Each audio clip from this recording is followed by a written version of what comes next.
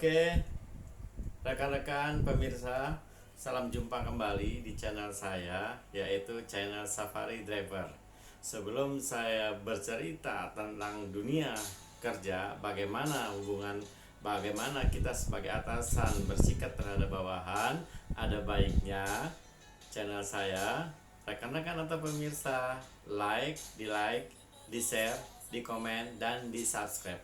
Ya, berdasarkan pengalaman yang sudah saya jalani ya, dalam hal ini sebagai atasan atau sebagai pimpinan departemen ya, kita memperlakukan bawahan kita atau karyawan itu tidak dengan sewena-wena, tidak dengan kesombongan kita, tidak merasa kita jangan merasa bahwa kita adalah segala-galanya, jangan. Tapi pada saat-saat jam bekerja, pada saat-saat jam yang kita dituntut untuk profesional, kita mempunyai target tentunya. Kita mempunyai tujuan tentunya di dalam hal bekerja. Nah, untuk mencapai target atau tujuan ini, kita sebagai pimpinan daripada departemen atau leader daripada suatu unit akan lebih baik ya jika kita itu memperlakukan bawahan kita, atau kita memperlakukan karyawan kita,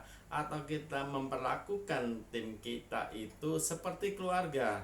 Jangan kita memperlakukan karyawan kita memperlakukan bawahan kita memperlakukan tim kita itu seperti kita itu adalah raja, dan ini sangat berbahaya ya. Kenapa? Karena dengan adanya sikap yang arogan atau pemikiran-pemikiran yang salah yang kita terapkan, ini akan berdampak kepada hasil kerja yang tentunya berdampak kepada performa kita di dalam hal penilaian dari atasan kita atau dari owner kita ya. Nah, kita itu menganggap bawahan kita itu, anggap saja kita sama level seperti mereka.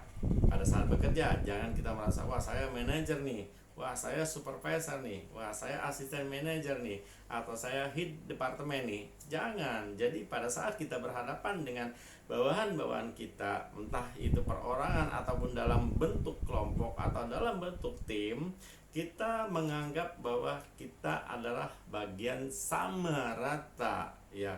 Jangan kita bicara golongan ataupun pangkat. Nah, dengan hal tersebut, maka bawahan-bawahan kita atau anak buah kita atau tim kita, dia akan merasa nyaman. Dia mau terbuka dengan kita, dan dia akan mengungkapkan atau bercerita tentang kesulitan-kesulitan yang mereka hadapin dengan apa yang kita mauin ya. Nah, dari sini akan terjadi kontak diskusi antara pemimpin dan anak buah, atau antara manajer dan stafnya, atau antara supervisor dengan operatornya atau stafnya.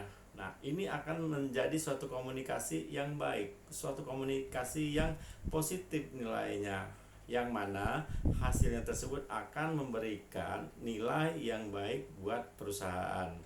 Akan berbanding terbalik jika kita berhadapan dengan anak buah, kita berhadapan dengan supervisor kita ataupun dengan staf kita, kita berlaku seperti seorang raja yang minta dilayani semuanya. Nah, disinilah akan timbul suatu cemooh dari bawahan kita bahwa kita bukanlah pemimpin yang baik, kita bukanlah atasan yang baik. Pada akhirnya bawahan kita di depan kita itu tidak mau bicara karena dia tidak merasa nyaman diperlakukan. Dia tidak mau mengungkapkan kesulitan-kesulitan apa yang akan kita minta. Dia akan berkata iya, tapi iyanya dalam suatu kebingungan yang panjang ya. Nah, pada akhirnya selain bawahan kita, anak buah kita tidak mengerti apa yang akan dia jalankan, dia juga akan mencemooh di antara teman-temannya tentang pribadi sebetulnya yang tidak penting untuk dibicarakan oleh bawahan, bahwa kita mempunyai kepribadian yang sangat tidak baik ya. Nah, Selain daripada itu, pada saat kita berhadapan dengan bawahan, ada baiknya ya jangan terlalu kaku. Berusahalah berhadapan dengan bawahan itu dengan senyuman ya. Sebelum kita memasukin target yang kita inginkan, ada baiknya kita menyapa bawahan kita dengan candaan ya, yang membuat dia bisa tertawa, yang membuat dia bisa dekat dengan kita ya, yang yang membuat dia merasa nyaman dan dia menghilangkan lelah dia mungkin pada saat dia bekerja. Setelah kita lemparkan, kita beri senyum, kita bercanda sedikit, baru kita masuk ke fokus masalah pekerjaan. Nah, dari sini kita ungkapkan apa yang kita mauin, tapi jangan selepas itu kita tinggalkan. Kita tanya lagi, ada nggak kesulitannya kira-kira kamu mengerjakan ini. Nah, nanti dari situ akan terjadi komunikasi yang enak ya. Nah, banyak hal sebetulnya yang bisa kita lakukan sebagai atasan, termasuk masalah report ya. Nah, tidak semua bawahan kita mengerti dalam hal membuat report data atau laporan-laporan, entah itu daily, entah itu weekly ataupun itu monthly. Karena rata-rata ya level atasan atau level manager atau level supervisor atau manajemen up ya, itu kebanyakan perusahaan-perusahaan yang sudah ada itu hanya menerima dari staffnya atau menerima dari leadernya atau menerima dari supervisornya, tanpa mengerti mengelola bagaimana membuat itu report ya. Nah, ada baiknya kalau kita mengerti itu, kita kasih dulu masukan, kita kasih ajaran dulu ke mereka, terus kita kasih tahu step by stepnya, sehingga bawahan kita itu mengerti cara membuatnya seperti yang kita inginkan. Ingat, jangan membuat bawahan kita menjadi stres karena perintah kita. Jangan membuat bawahan kita tidak nyaman karena kemauan kita. Buatlah bawahan kita ataupun anak buah kita nyaman dengan apa yang kita inginkan, yaitu dengan senyuman, dengan bicara yang enak, dan dengan penuh kekeluargaan ya. Nah, hal ini bisa diterapkan oleh semua level atau lini manajemen up seperti supervisor, asisten manajer, manajer bila perlu dengan head departemen lainnya ya. Nah, sekali lagi coba ini terapkan. Begitu juga kita harus memahami psikologis ya, psikologis bawahan kita ini seperti apa, temperamennya seperti apa, tipikalnya seperti apa. Saya harus berhadapan nih dengan bawahan saya si A. Nah, si A ini perangainya seperti apa? Itu sangat penting ya, sangat penting sekali, karena tidak semua bawahan kita itu bawahan yang nurut ya. Tapi terkadang kita bertemu juga dengan bawahan yang, kalau bahasanya itu bawahan yang ngeyel ya. Ada juga bawahan yang sok tahu, ada juga bawahan kalau diterangin nggak ngerti-ngerti, ada juga bawahan kalau diterangin iya iya tapi dia tidak mau bicara, ada juga bawahan yang seakan-akan sudah tahu semua, jadi kesan ke atasannya dia tidak menghargai.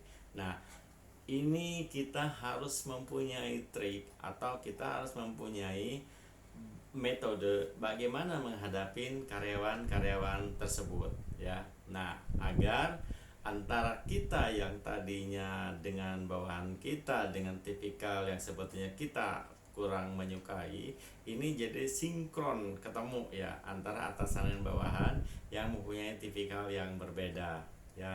Nah, selain daripada itu, janganlah terlalu mahal istilahnya ya. Janganlah segan-segan atau gengsi untuk mengakui bahwa bawahan kita itu pintar. Berilah dia semangat melalui hal-hal yang sifatnya itu membanggakan dia. Contohnya, waduh kamu ini pintar ya, kamu kalau dalam hal ini pintar sekali bikin report data, saya suka nih laporan dari kamu, tapi ada baiknya loh laporan kamu itu kamu tambahin seperti ini, seperti akan lebih bagus lagi ya. Dicoba deh, kamu pasti bisa. saya suka dengan kamu bekerja. Nah, itu penting ya. Atau misalnya, aduh gimana nih, sibuk nih. Nah, oke, apa nih kesulitannya? Dari situ kita dengarin dulu dia cerita. Setelah dengar cerita, kita kasih waktu dia untuk bercerita, baru kita kasih masukan, kita kasih saran, kita kasih solusi, baru kita bicara masalah target ya. Nah, ini banyak cara ya. Itu kalau di dalam dunia bekerja. Tapi bisa juga kita mendekatin bawahan kita itu dengan cara makan siang ya. Makan siang kita, walaupun sebetulnya kita tidak begitu suka di tempat makan, di tempat biasa mereka makan, ataupun masalah selera, tapi jangan ikutin kemauan kita. Sekali-sekali kita mengalah untuk mendapatkan hati mereka. Bagaimana caranya? Ayo kita makan bareng yuk. Emang mau apa? Iya, yuk kita makan. Ya kita makan. Di mana nih makan? Nah, sekali-sekali ya, sekali rangkul anak buah sambil jalan sambil ngobrol, seakan-akan kita sebagai bukan suatu pimpinan ya, tapi ada yang bilang jaga wibawa kamu atasan. Itu bullshit ya. Zaman sekarang itu jangan kita bicara bahwa kita adalah seorang manajer, ini gue loh. Itu salah besar buat saya ya. Jadi ada baiknya kita rangkul anak buah kita, yuk kita makan bareng yuk, ayo yuk ya, entar saya traktir deh. Nah, makan bareng-bareng.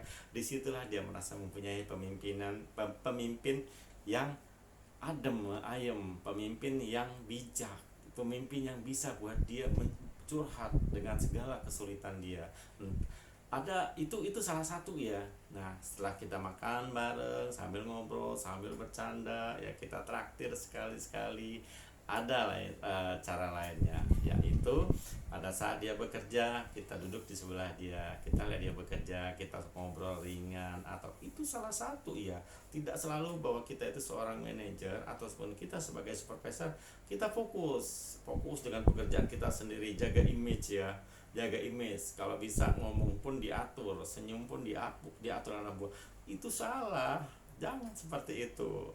Jadi kita ketemu bawahan itu, kita buat seperti kita dengan teman gitu loh.